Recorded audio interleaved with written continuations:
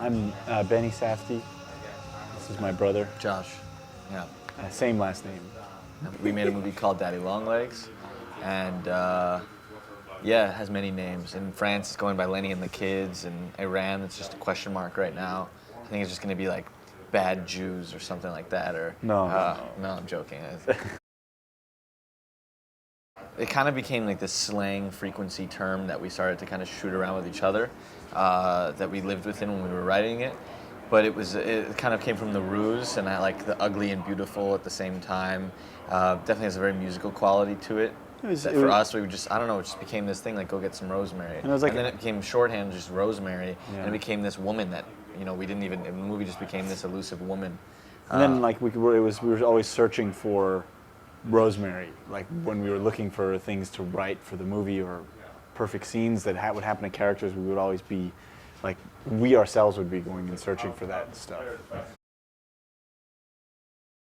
Some might describe it as an autobiographical, realistic fairy tale and a bittersweet comedy about the responsibilities of parenthood. Nah, it's funny because it's definitely it's about this guy who has 2 weeks that he spends with his kids, somewhat to his liking and somewhat not, some to the New York state law, and he has to make the 2 weeks last, the rest of the year because, he's constantly trying to fight the battle of being forgotten. Hey, check it out, guys. Sage. Hi, baby. Over here. I need some help. All right, what do you want me to catch for dinner tonight? Salmon. All right. I learned this in the army. All right, anchor me. I got one. I got away. Hang on. So it's about this guy who just wants to be remembered, and he's trying, and it's just a fuck up. Well, it's like he doesn't actually want the kids for the whole year. So the 2 weeks that he does have them, it's like a blast. But he can't even handle those 2 weeks, and that's sort of what the movie's about. There's our French friend who is the new editor, whatever. He's a cool guy. He sees our movies, and he calls these moments within our film Hatbacks. I've asked him like 10 times, what the hell does Hatbacks mean? No answer. But it's kind of like rosemary. Like, I understand what he means when he says Hatbacks, but I want to hear how he puts it into words because we don't quite know how to kind of put these things into words, and that's why we're kind of making them.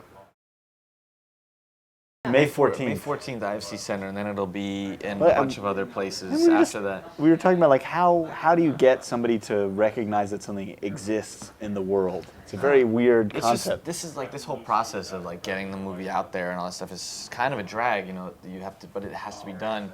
We don't ever really pay attention to that, and in the end, what ends up happening is people don't go and then you kind of you're conflicted. Is like, do we want people to see this thing, or do we want it to just kind of be this relic? And then you feel an obligation, and you want to make more movies in the future, and no one's going to, give you money to make another one. It's just like a really conflicting place, and we really want, we just feel the need with this movie. We feel an obligation and responsibility. And actually, the movie will be back. It's going to do its little national thing. Don't say that yet, because if you got to catch it now or never. No, I'm saying, now or never. Sorry.